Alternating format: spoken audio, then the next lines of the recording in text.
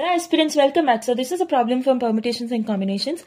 See, ఇక్కడ మనకి 9 letters ఉన్నాయి. ఇవి మనం ఎన్ని possible ways లో arrange చేయగలం.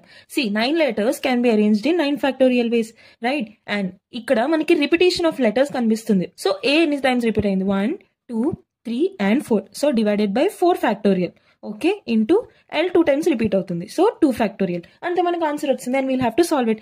9 factorial అంటే ఏంటి? 9 into 8 into 7 into 6 factorial 720. We already know. By 4 factorial enta 24 into 2. Okay. So 24 3s are 72 and then 2 1s are 2 4s are 8. So 4 3s are 12. 9 7s are 63. So 63 into 12 would be 12 3s are 36. 3 12 6 are 72 plus 3 is 75. So 7560 will be the answer. Clear? Inka permutations and combinations detailed explanation kavali ante kinda I'll pin down, check it out. Okay. I hope this is clear and see you tomorrow. Bye.